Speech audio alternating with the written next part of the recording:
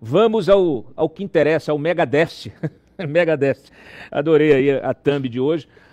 Coloca na tela, por favor, o pronunciamento do radar de ontem à noite. Para garantir que as políticas públicas cheguem a quem realmente necessita, nós vamos aperfeiçoar os mecanismos de controle que foram desmontados no período anterior.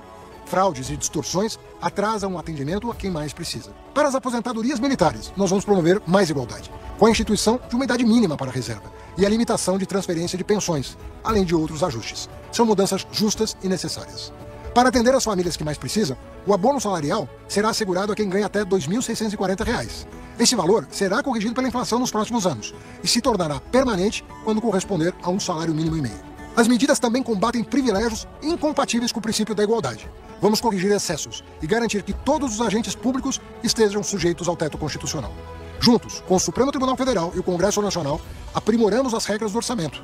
O montante global das emendas parlamentares crescerá abaixo do limite das regras fiscais. Além disso, 50% das emendas das comissões do Congresso passarão a ir obrigatoriamente para a saúde pública, reforçando o SUS.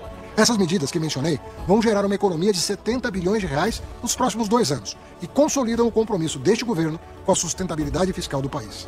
Para garantir os resultados que esperamos, em caso de déficit primário, ficará proibida a criação, ampliação ou prorrogação de benefícios tributários. Combater a inflação, reduzir o custo da dívida pública e ter juros mais baixos é parte central do nosso olhar humanista sobre a economia. O Brasil de hoje não é mais o Brasil que fechava os olhos para as desigualdades e para as dificuldades da nossa gente. Quem ganha mais deve contribuir mais, permitindo que possamos investir em áreas que transformam a vida das pessoas. Reafirmamos, portanto, nosso compromisso com as famílias brasileiras, proteger o emprego, aumentar o poder de compra e assegurar o crescimento sustentável da economia. Exatamente por isso, anunciamos hoje também a maior reforma da renda de nossa história. Honrando os compromissos assumidos pelo presidente Lula, com a aprovação da reforma da renda, uma parte importante da classe média, que ganha até R$ 5.000 por mês, não pagará mais imposto de renda. É o Brasil justo, com menos imposto e mais dinheiro no bolso para investir no seu pequeno negócio, impulsionar o comércio do seu bairro e ajudar a sua cidade a crescer. A nova medida não trará impacto fiscal, ou seja, não aumentará os gastos do governo, porque quem tem renda superior a R$ 50.000 por mês pagará um pouco mais. Tudo sem excessos e respeitando padrões internacionais consagrados. Você sabe, essa medida, combinada à histórica reforma tributária, fará com que grande parte do povo brasileiro não pague nem imposto de renda, nem imposto sobre produtos da cesta básica, inclusive a carne, corrigindo grande parte da inaceitável injustiça tributária que aprofundava a desigualdade social em nosso país. 2 observações de minha parte aqui, uma como comunicador, que vai para a equipe do Haddad que está nos assistindo. Vocês têm que fazer esse pronunciamento dele de uma outra forma, para que as pessoas entendam o que ele está falando. Ficou assim um monotom, assim, uma coisa meio gelatinosa. Eu ouvi e não ouvi nada. Então, assim, você imagina o cidadão. Então, se vocês querem realmente que ele seja escutado, né, que ele seja ouvido naquilo que ele está dizendo, vocês têm que melhorar essa comunicação. Eu, por mim, pode continuar assim, porque eu quero que o povo não consiga mesmo entender, porque, de fato, se entender, ele vai tomar as ruas desesperado e vai querer outro governo, né? A gente está diante, aí, inclusive, de uma peça publicitária com música de fundo, com inserções e com promessas, né? O Haddad aí já sendo colocado pelo Lula como seu sucessor, né? Sua tentativa de sucessão. Depois, no fim do programa, eu vou explicar para o pessoal da esquerda que está no chat aqui, que está nos assistindo. Fica aí, não perde não, porque eu vou explicar como vocês vão quebrar a cara em 2026. Hugo, Carol, e aí, vocês gostaram? Eu tô no modo Meirelles, né? Boa sorte. Resumão desse pronunciamento aí do ministro. Me preocupa muito quando vem de alguém da esquerda um olhar humanista, né? Que foi a fala ali do Haddad sobre isso. Geralmente a gente sabe que quando alguém de esquerda bota olhar humanista, significa que vai tirar da camada de cima para dar para a camada de baixo. Acho que na teoria isso é maravilhoso, mas na prática a gente sabe que não funciona. E aí também queria trazer alguns números sobre isso, né? Que é de um post recente até do deputado do Partido Novo, Leonardo Siqueira, que o Brasil tem 212 milhões de pessoas, sendo que 42,4 declaram imposto. Desses 42, 14,6 declaram, mas como isento. Então, no Brasil, a gente tem só 27 milhões de pessoas, 27,8, que pagam imposto de renda. Com esse anúncio do ministro agora, a gente vai isentar, quem ganha até 5 mil vai deixar de fora 16 milhões de pessoas. O resultado é que de um cenário de 212 milhões de pessoas, só 11,8 vão pagar imposto de renda para sustentar os outros 200 milhões. Aí resta saber se essa conta fecha. Além disso, o ministro anunciou né? Isso não deixa de ser um aumento de despesa, você tem que falar de onde vai vir essa receita. Então, isso tem que ser muito bem analisado, porque a gente sabe que todas as vezes que o governo anuncia um gasto, principalmente dessa magnitude, ele tem que falar de onde vai vir. Diz ali o ministro que não vai ter aumento de despesa, que não vai ter aumento de imposto, mas será, né? Não tem muito segredo aí nesse comunicado que eles fizeram ontem. Esse do imposto de renda, na nossa visão, na nossa leitura, que é muito mais político, para trazer uma discussão e tirar do holofote, efetivamente, o que eles estão tirando da população.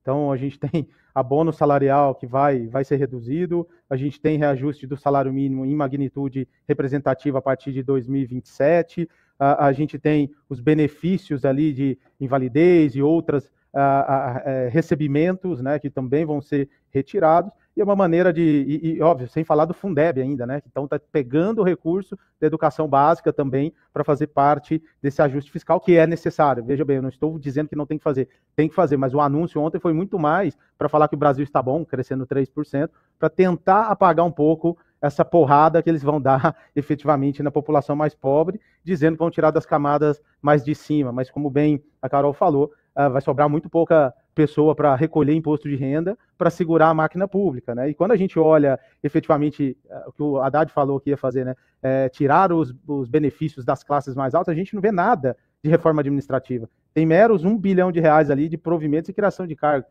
Pô, essa é a elite funcional. Cadê esses caras contribuindo com ajuste fiscal? Os militares poderiam contribuir um pouco mais também, R$1 bilhão é muito pouco. Obviamente que a gente sabe que existe alguma movimentação política por trás, mas sim, tem espaço para aumentar ali. Então, tem muita coisa anterior a mexer em faixa de isenção de imposto de renda que precisa ser feita, a reforma administrativa. Mas aí esse tema não é muito feitio da Esther Dweck ajudar nisso daí, né? Vou fazer o contrário aqui, eu quero a tua análise, Hugo, porque é o seguinte, eu estava vendo no chat aqui, o pessoal que está acompanhando o dólar, né? Joguei aqui no Google dólar agora, R$6.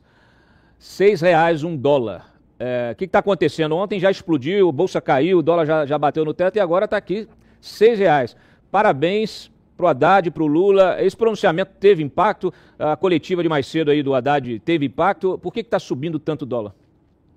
Credibilidade, né, Dantas? Eles não têm mais credibilidade. 4 semanas aí de comunicação pífia, desorganização, não apresentação e nem trazer entes importantes e agentes importantes para a discussão, gerou isso daí. Então a gente viu o dólar subindo e bateu 6,2 hoje, né? Pela manhã, o patamar mais alto da história do Plano Real. É reflexo de risco, né? E obviamente reflexo também, a gente observa isso nos DIs, né? Na taxa pré, ali juros mais longos, ali de longo prazo, vértice 31 e 37, acima de 13%. A Selic hoje está abaixo de 12%. Então o cenário mostra que vai ter que subir mais juros para que consiga financiar esse déficit e, naturalmente, também controlar o problema inflacionário. Então, tudo que a gente vê aqui, que foi colocado nessa peça do ajuste fiscal, se o imposto de renda vem, é mais inflacionário ainda, né? Se você tira ali, sem fazer outras reformas, a ponto de reduzir o custo e beneficiar a produtividade, você só vai ficar enxugando gelo, né? Claro que os 70 bilhões aqui são factíveis de ser entregues, mas essa discussão ali do imposto de renda, ela naturalmente refletiu no dólar mais alto e nos juros mais altos também, ou seja, risco para cima e ausência de credibilidade. Muito bem. Carol, o Rodrigo Magalhães está dizendo o seguinte, tem o economista keynesiano, tem o economista liberal e tem o Haddad, o economista kamikaze. Acertou, tá melhor que a piada do Meirelles, já ganhou, hoje é o melhor do dia. É um pouco isso, né? Mas é exatamente isso que o Hugo está falando. A gente não tem mais credibilidade nesse governo. Isso se soma à falta de segurança jurídica, né? Que era um pouquinho também do que a gente ia falar aqui hoje. A gente tem um STF que não respeita contrato, que não respeita decisão, que bota imposto retroativo no Brasil. Soma tudo isso, por que o investidor estrangeiro vai querer colocar dinheiro aqui, né? A gente já não tem previsibilidade econômica, já não tem previsibilidade jurídica, estamos vivendo os maiores absurdos, né, de calando parlamentar no Congresso Nacional. Teve lá a decisão do X, que eu já vim aqui até falar também sobre isso, que a gente vê citando empresa que é do grupo, mas que não tem nada a ver com o assunto, foi uma ação que a gente tocou no Partido Novo. Então, realmente, não tem como não explodir juros, não explodir dólar e não estar com essa situação catastrófica. A vantagem de tudo isso é que a gente tem a chance de colocar um governo de direita em 2026, né, Cláudio? Não tem como não falar disso aqui, porque a gente vê o nosso cenário econômico caindo muito, muito rapidamente. E no final das contas, a população entende que a picanha subiu, entende que todas as promessas não foram feitas, né? Entende que a cervejinha está mais cara, que o imposto do pecado vai entrar ali, essa reforma tributária vai entrar em bebidas alcoólicas, vai entrar em tudo ali que a população acaba consumindo. Então, que faço votos que isso seja pelo melhor do Brasil, que a gente consiga reverter esse cenário até 2020, depois de 2026. Você falou picanha. O que é picanha? Picanha? Eu nem mais sei o que é picanha. Agora, né? A picanha baixou e o acém subiu. Então, assim, tá vindo a promessa. Eu comprei uma peça de acém, eu olhei assim e falei, poxa, legal, dá para botar na grelha ali. Aí eu fui ver o preço do quilo, 50 e tantos reais, 59 reais o preço do quilo do acém, no mercado que eu faço compra aqui em Brasília. Aí eu passo na gôndola da picanha, eu passo já reto, porque a última vez que eu vi uma peça de picanha estava 170 reais. Mas enfim,